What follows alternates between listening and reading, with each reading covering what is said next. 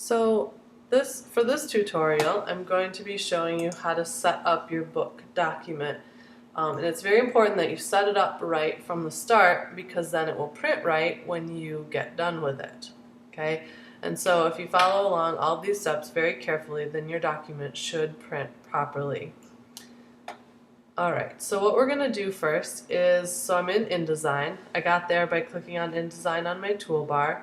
If you ever can't find a program, if you go to the little finder icon that looks like a magnifying glass up in your upper right hand corner of your screen, you can click on that and then you can type in InDesign or even the first 4 letters and it will show up as your top hit here, and you can double click on it and that will open the program. And that works for all programs on a Mac computer. So once you have InDesign open, you should see this welcome screen come up and you're going to click on New, which will then bring up this dialog box. And in this dialog box, you can decide on a couple of things. One, how many pages should your document have? For your final book, you'll probably have 11 or 12 pages, including the cover. But for this document that we're going to make, we only need to have 3 pages. And we're going to start the page numbering at 1, which means when we open it, we'll see a single spread and then a 2-page spread underneath it. Okay? For the page size, now this is very important. You want to make sure that you use either letter half or legal half. Okay? Letter half is like a standard piece of paper that you probably use in your printer every day, folded in half. And then legal is will make a book that's 1 inch longer than that. So it has a sort of softer feel to it because the square isn't quite as tall and skinny. So either one of those will work. I'm going to choose legal half because I want something a little bit softer. And then it will automatically put in the width and height of that paper. Now the other things on here are the columns. So do I want columns? No, I just want 1 column for this case. If I was doing, you'll see some of these documents in my background like this one, that would have had 2 columns in it. Okay, but that's not something we need for a book that's only going to have a small amount of text in it. And then my gutter, I'm going to set that to 0. And then my margin, that's another important thing because you cannot put things right next to the edge of the piece of the page because the printer will chop it off. And so what the margin does is it reminds you, don't put anything over here because it will not print, because the printer cannot print right to the edge of a piece of paper. So we're going to put 0p9, that's the size of the margin that the printer at Hope College Copyworks needs. And then you can also open bleed and slug and make sure those are set to 0 because we don't need those for this document. So set those to 0. And you'll notice that when I changed the first one to 0 and then I clicked on a different box, it actually changed all of them to 0 because these ones are linked. Okay, and then the slug, my slug was already set to 0, but since they're not linked, I could link them so I could change them all at once, and that would be easier if I needed to put them all to 0. And then I am going to click OK, which then it will take a minute, but it will create a document based on those settings. Another thing that I want for this document, because it's a print output and I like to think in terms of how many inches something is going to be taking up, and right now I'm scrolling down on my mouse to see, and you can see that I've got, like I said, I had 1 page that was single and then a spread here. And so this will be my cover, and then this will be the first page on the inside of the cover, and then this will be that first page in the front when I open the book up. Okay? And so, but I want to have this set to inches because right now it's set to picas, which I can't translate quickly into inches, so I'd rather just have the increments be inches. So if I go to InDesign, Preferences, units and increments, I can set my horizontal and my vertical ruler to inches, and then I can click OK, and now you'll see that this piece of paper that's showing up here is 7 inches wide by 8.5 inches tall, okay, which is the half of a piece of legal paper. I'm going to show you how to use your master page. So what we're going to do is you want to make sure that you have all of these panels that I have visible in the same way that I have them visible. And so how you're going to do that is if you go to Window, Workspace, and click on Advanced if it's not already clicked, or go to Window, Workspace, Reset Advanced if it's already been clicked on. And you'll see that what that does is it condenses down my panels here, and it makes sure that I have all of the panels that we're going to need for this project. So one way that I can see what's happening in the panels is if I click on this little double arrow here, and that's going to open up my different panels, and you'll see in the top one should be pages, and that's the one we're going to use right now. The other adjustment I'm going to make just to make sure my workspace is all set to go is I'm going to click on the double arrows over here, so I again have that double toolbar because it's easier to find things when you're first learning the program when you have the double toolbar. Okay, so what we're going to do is we are going to go to the master page, and if I double click on the master page, then I'll see that master page show up. Because I double clicked on the right side, it didn't put my master page in the center, and if I want to see it all at once, if I hold down the spacebar key while clicking and dragging my mouse, I can recenter that page, and now I can see the full spread. Okay, and so that's what the full spread of my book is going to look like when I've got the book opened up. And something that we're going to do that's important is create guidelines. And these will be lines that will show up on all the pages so that you can put elements in similar places on each page. Because a big part of creating a book design is creating visual continuity between one page and the next. And so creating guidelines will help you to place things in the same place on each page. And so what we're going to do is, up in your ruler here, if you just hold your mouse there and click and hold down and you drag, and I'm dragging my mouse into the gray space, which then makes this line go across the entire spread. If I hold it onto a particular page, then you'll see that that guideline only shows up on that particular page. But in order to get that guideline to show up on the whole spread, I need to put it over in the gray space here. And I'm going to put my guideline, let's see, about at 2 1/4. Oh, and what I did there is I accidentally swiped my mouse over just slightly so that it hit the white page, and now that guideline is not in the right place there. And so I can press Command Z, which will then undo it. The other thing is if I noticed that after I had done something else and so I couldn't undo it, I would, if I highlight that line, press cancel there. If I highlight that line, so now it's in turquoise, I can, nope, I can't delete it. What I can do to get rid of that line, oh, somehow I ended up in the rectangle tool. So I'm actually going to press delete to delete that rectangle frame tool. And I'm going to go back to my black arrow here, and that's kind of the default that you want to be in. And now it's doing what I think it should be doing. So I can reposition it. I can drag my mouse in here, and I'm going to, again, I want to put it at 2 1/4, so I'm going to drop it there.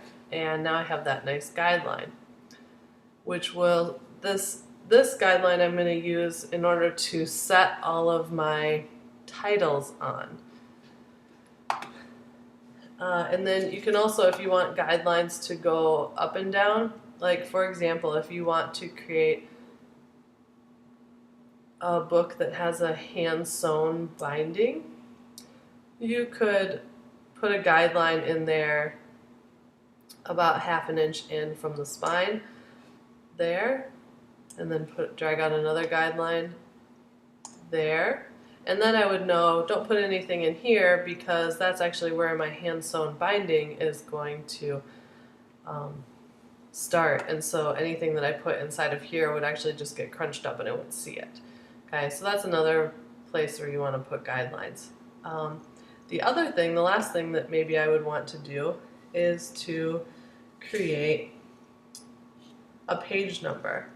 And so what I can do to create a page number is click on the T over here in the toolbar, and that will give me the ability to click and drag out a text box. Okay, and so then my cursor automatically goes into that text box, and I also have there's a particular font that will be used in this text box as well, and I'll show you how to change that in a little bit. And so what we're going to do is we're going to insert a special character which will automatically detect what page you're on, and it will put a page number in for that. And so what you're going to do is go to Type, Insert Special Character, Markers, Current Page Number. And then you'll notice that it put an A right into that box. And then you can go back to the black arrow if you'd like. And what I'm going to do is I'm just going to copy and paste this box over on my other side. So I'm going to make sure it's highlighted so it's got the blue bounding box around it. And I'm going to press Command C and then Command V, which will then put it probably right in the center of my document. And I can drag it over here, and I'll see that those green lines show up when it's right in the exact same place. It's also going to snap to my border when I drag it back and forth, so I know that it's in the proper place, both on the X and Y axis.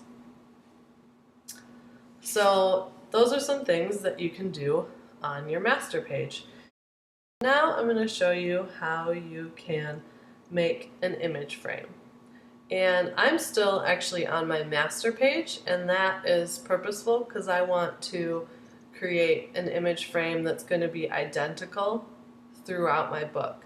But that might not be what you want for your final book, but you can at least try it for the demo project. But just know that if you want to create individual image frames, you would want to double click back into page 1. So now I can see my nice numbers showing up there, page 1. And I can do the same thing that I'm going to show you in just a second.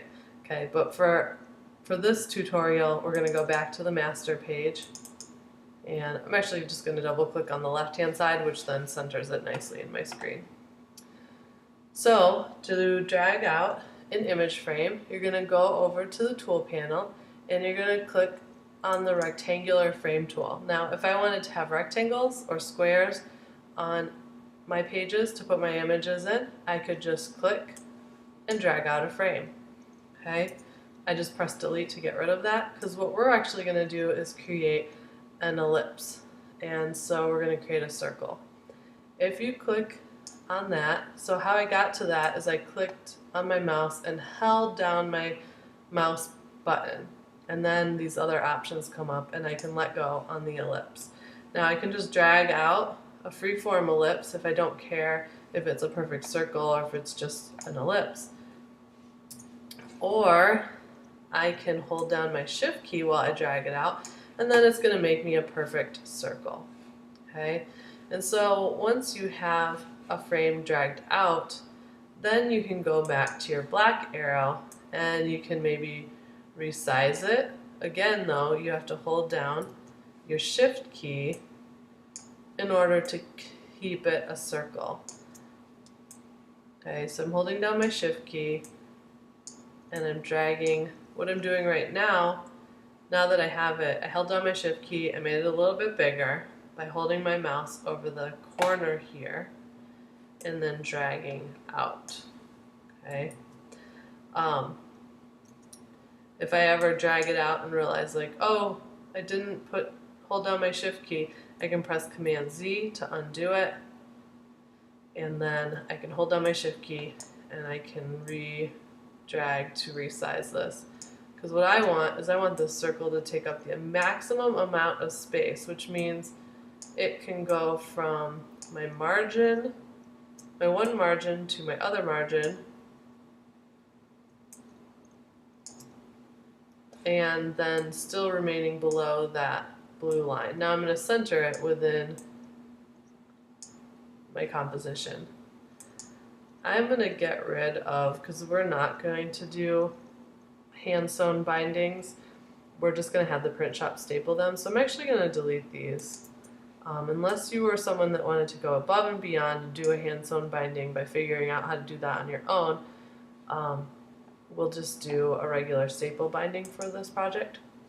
And so I'm going to delete those. So what I did is I highlighted them. I'm in the black arrow. I highlighted them and then I just pressed the delete key and they went away. Again, I'm still in my master page. I would not be able to do that if I was on page 1 or 2 or 3.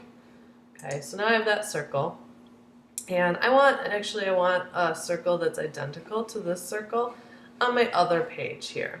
And so what I'm going to do that is I'm going to make sure it's highlighted, so I've got the blue box around it. Again, I'm in the black arrow. That's sort of the default to always go back to in both InDesign and Illustrator. Okay, the black arrow is kind of the default to go back to. And I'm going to press Command C to copy, and then Command V to paste it. And then it's going to paste it pretty much right in the center. And I'm going to drag it. Did you see those guidelines that show up? Those nice guidelines show me that I've got my circle centered within the page and I have it at the exact same height as my other circle. And so now these two circles should be in the same spot on each page. So now what I can do, now that I've got these set up on my master page, now I'm going to be able to go back to my main document and I can see that those circles have shown up there. I'll show you how to place images into the image frames that you've created. So on this document, I've created the image frames in the master document, which makes them look a little bit different to start out with. They're created from dotted lines, whereas if I just click and drag a frame out directly onto page 1, then it looks a little bit different, but they still operate exactly the same. Okay, I just press delete to get rid of that because I don't actually want it. So what you're going to do is you're going to go to File, Place, and then you're going to select your flash drive and you're going to select the folder that you have put your images into. So for this tutorial assignment, you want to select those 2 images that we edited previously in Photoshop. And so I'll select the first one, and then I'm going to hold down my shift key, and I'm going to select the second one. So now I have both of those selected. I could do the same thing if I had a line of 11 images. Select the first one, hold down my shift key, select the last one, and it will select all of those images for me. So, and I can tell that they're selected because they're all blue. And then I'm going to click Open. And then it's going to load my placeholder with these images. And I can tell that I've got 2 images that are loaded in my place cursor because I see a little blue 2 in my cursor there. Okay, and I can also see a picture of the image that it's going to place because it places them in the order that the files were saved in. Okay, so if I wanted this image to go, and I want these 2 images actually to go on this spread here, and so I used my little circle button on my mouse to scroll down, and I'm going to hold my cursor over the frame that I've created, and I'll see a little rounded bracket around the image, and that's telling me that it's going to put that image into a frame. Whereas if I have my image out here, you can see that that bracket is gone and that there's just two straight lines in the upper left hand corner of the image, and that means that it's either going to just like place the image as large as it is. I'm going to press Command Z to get rid of that, or I can click and drag out a frame that will also make it the right dimensions for that image. Okay, but that's not what I want in this case. I want it to be placed into the frame that I've already created. And so I'm going to click there, and it automatically centers that image within the circle. And you'll notice that it's a little bit pixelated, but that's okay because this little icon up here is blue and it doesn't have like a red question mark in it. If this has a red question mark, then this pixelization is bad and that's going to print like that. But for right now, it's just showing me a lower quality version of my image so that it doesn't take forever for my program to load. Okay. Somehow I ended up back on page 1, and I actually wanted this to be located on page 2 and 3, these two images that I have.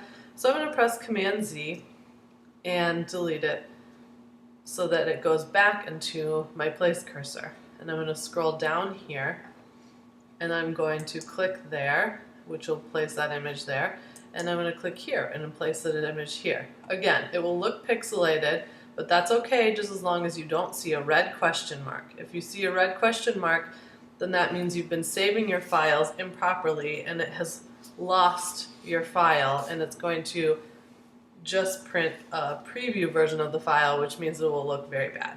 Okay, so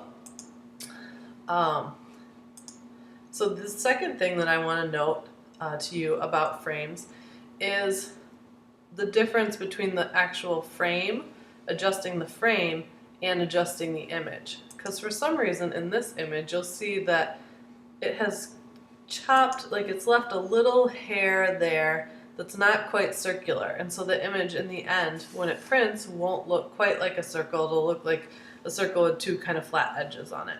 I'm going to hold down my space bar because I want to be able to see the whole image over here better. I'm going to hold down my space bar, which will temporarily enact my hand tool, and I'm going to drag to reposition. I can see that that's happening on both sides.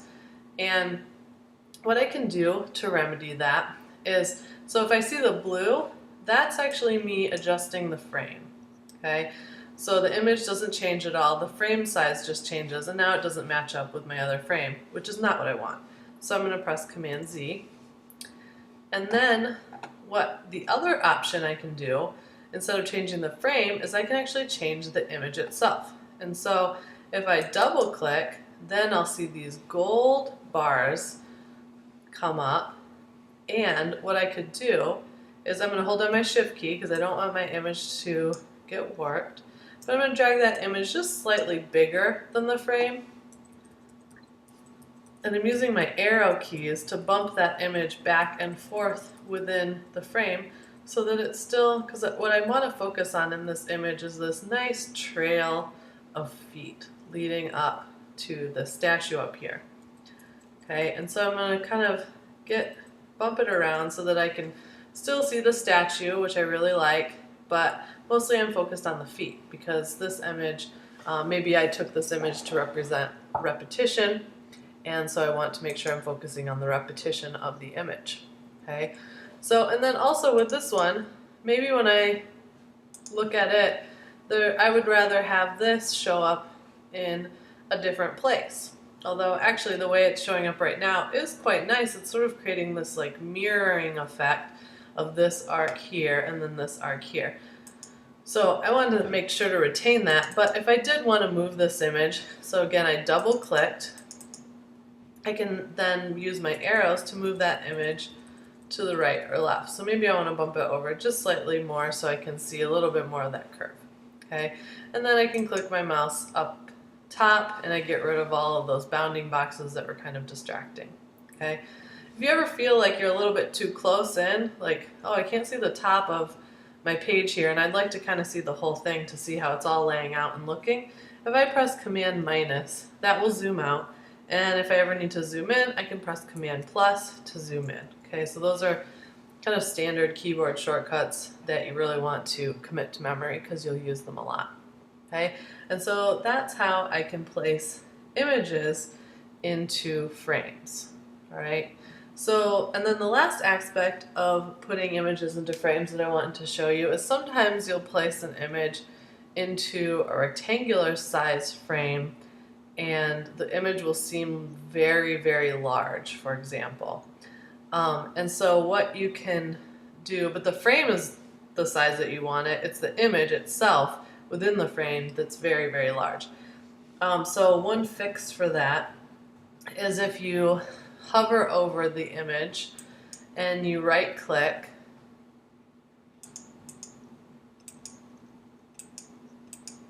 you actually have to notice how that's what I just did there. When I don't have the frame activated, I get a certain set of options in my right click.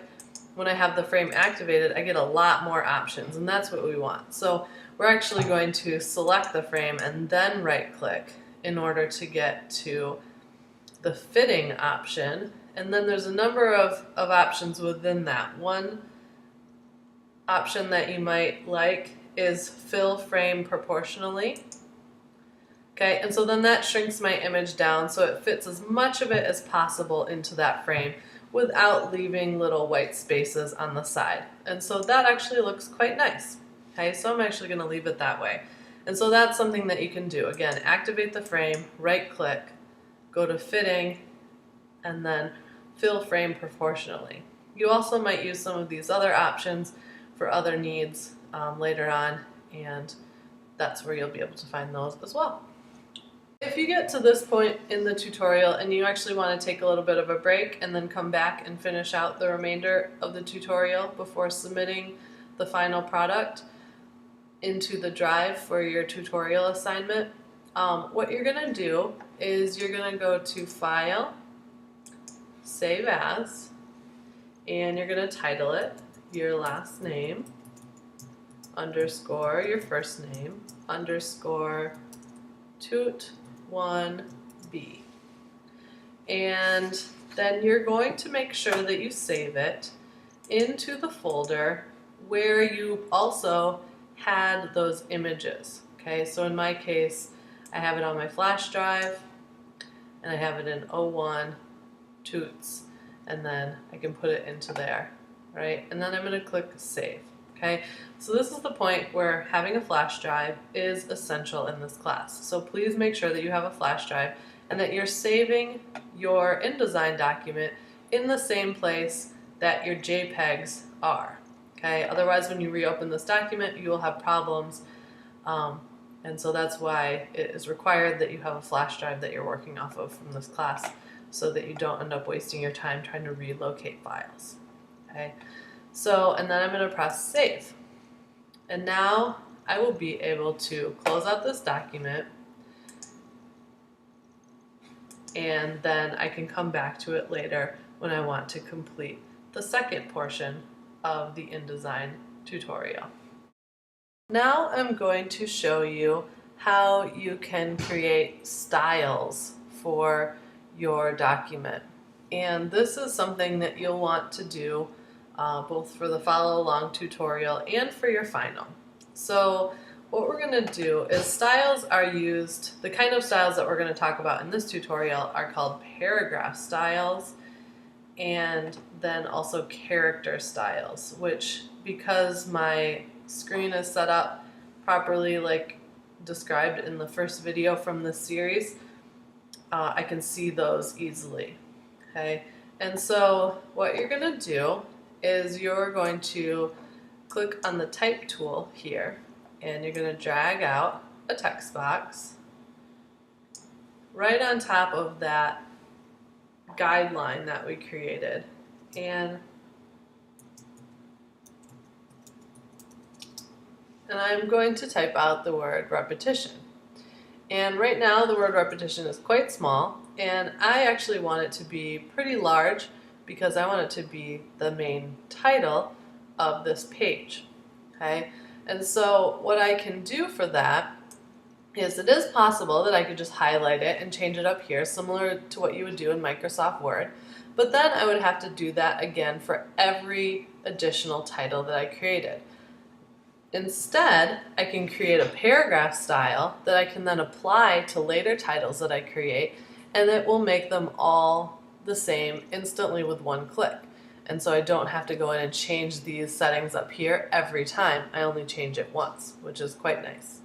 Okay. If you're deciding on a page layout that has different types of titles for each one, some of the examples that I showed in class would have shown some that did not use paragraph styles for their titles, and that's okay if you're not going to have them be the same. But if you're going to have them all be the same, then I want you to be using paragraph styles, and I also want you to use paragraph styles for this tutorial that you're going to turn in. Okay, so what you're going to do is for paragraph styles, you actually only need your cursor right inside of the word, and you go over to your paragraph style panel over here, and you're going to click on Create New Style. Okay, and now it has created a style that it's also applied to this word. Okay, and what I'm going to actually double click and hold and type in title so that I know that that's the paragraph style for the titles that I'll be creating. And then I can double click on the word title, and I can open up this panel here, and there's all sorts of options that I can do to change, and it'll actually change the word if I have preview selected here. So I want to make sure I have preview selected here, and then I can change it to maybe, let's try impact here. Okay, and so that changes it to an impact font. I also want it to be much larger, so I can either click these arrows and kind of keep clicking up until I like what I see. If I know exactly the size I want, or if I want to just try out one because there'll be too much clicking, I can actually highlight in here and type in the number. That's still not quite large enough. Let's try 100, see what that looks like. Oh, now that's telling me now I have overset text, so that is actually too big. I also pressed enter, which made that box go away. In order to get it back, I can double click here, go to basic character formats, and then I'm actually just going to press the down arrows until that word fits in there. You might find that later titles necessitate that you use a smaller font size for all of them because the one won't fit into the box that you need. Okay, but you can change the settings for title at any time, and it will adjust all text boxes that have the title in it. Okay, so there's those things that you can adjust. Let's see, what are some other fun ones? Maybe character color. So if you wanted them all to be blue, you can select that color from here. All the colors that show up in the swatch panel, and we'll talk about swatches in the later video, but all the ones that show up here are swatches that there's a few defaults, which are what are showing up right now, but then you can also create swatches of your own if you want to use like a certain 5 colors throughout your book. Okay, I could change it to red, but I think as far as the options go, maybe navy blue. Okay, so we'll use a darker blue. So sometimes you may realize that perhaps you've been spelling things wrong, or you want to double check that you didn't make any sort of type errors that you didn't realize that you had made. And so InDesign does have spell check. And to utilize it, you're going to go to Edit, Spelling, Check Spelling. And then you can click Start, and if any words that you have misspelled will show up here, and they will also get highlighted in your text, similar to how it works when you're using Microsoft Word. And so since I didn't spell this incorrectly, then I can just click Done because it's telling me I don't have anything misspelled. I have dynamic spelling checked, which I don't think is defaulted. I think I set that up because I wanted to be able to visually see the red squiggly line if I had a misspelled word. And so I have dynamic spelling checked here. So if it's checked, I don't want to do anything, but if it's not checked, you could select it and then it will get checked. And then if I ever spell anything incorrectly, like I didn't remember to put the last 2 letters on the end of that, and now I have that red squiggly line. Okay, so that's a nice feature that InDesign has. Okay, so now what I can do is I'm going to click on my type tool and I'm going to click and drag out another frame. I'm going to go back to my black arrow and I'm going to position it in the center, and I'm going to double click so that my cursor shows up in there, and then I'm going to type out the word line. Now I don't have to do all those adjustments that I did to repetition. I can actually just, my cursor's at like touching the word line, so it's a paragraph style, so that's just automatically going to affect it when I click on the word title. And now you'll see that that is affecting my word line. Okay. Something else that I'm noticing that's happening is it's not centering this text within this text box, and that is something that I want. And so what I'm going to do is I'm going to double click on title, and I'm going to go to indents and spacing, and then in alignment it says left, and I actually want it to be centered. And so you notice how then it pops both of those to center, and I can click OK. Okay, so paragraph styles are a nice way to format text so that each time you put text in, you can make sure it looks exactly like other pieces of text on other pages. Okay, and so that is essential to creating visual continuity from page to page in your designs. And I would want to add a couple more sentences if this were my final. So say, for example, in this text box, I actually wanted to make the word repeat or repeated because that relates back to the title of the page. I want to make those show up a little bit differently and be a little bit special. And so that I would create a character style. And what I can do there is I can highlight the word and then click on the little icon that looks like a piece of paper that's corner folded back in the bottom right here. And if I click on that, then I create this new character style, and it's automatically applying it to the word that I have highlighted in the text. And I'm going to type in special because that's going to be the title of that style, okay, for the special words.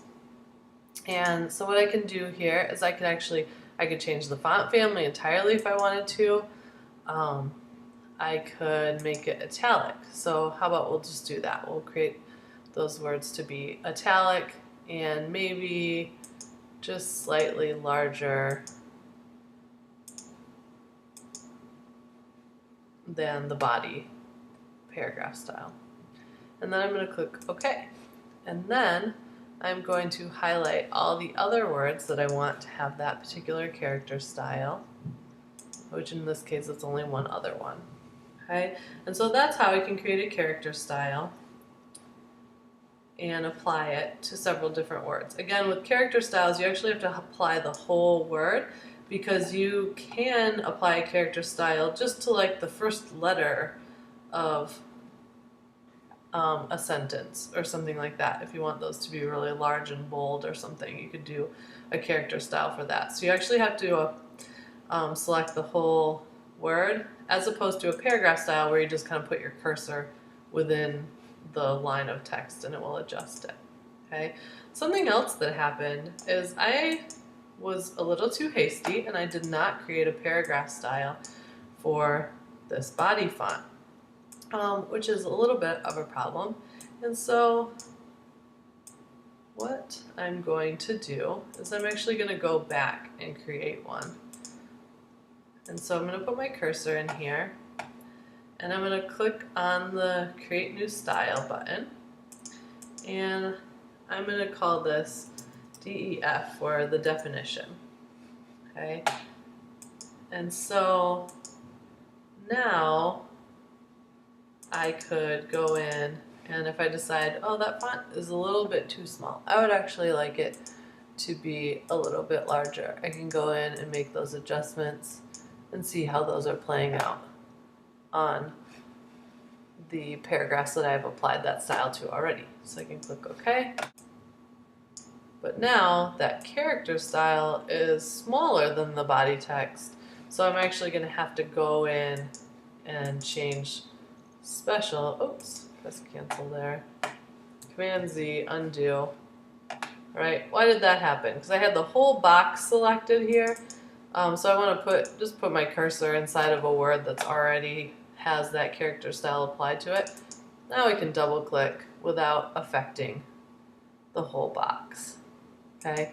And so I'd want to go into size and maybe bump that up to 18, so it's a little bit larger than the rest of the paragraph. Okay? So, and then do the same thing for line, and then you can submit this completed file into the drive, and in order to save it that purpose, we're just going to go ahead and export it just like we would for a normal print document. The way that you're going to save the file is you're going to go to File and then Save As, and you're going to type in your last name underscore your first name underscore 01 underscore ID dash A. And then the place where you're going to save it is first just in your flash drive. So you can click Save. Then the second step is going to be to save it for credit, and that's going to be saving it in a different way that'll save it as a PDF as opposed to an InDesign file, this INDD file. So you're going to go to File, Export, then you're going to select Adobe PDF Print down here. Then the file name should be correct because you just already changed it. And then you just click Save. And then it's going to take you to this window, and just make sure that the Adobe PDF preset is set to high quality print, which will then affect all of the options and make them so that they are what they need to be. And then you're going to click Export, and then it will take a minute, but it will export your file. And then you can take that PDF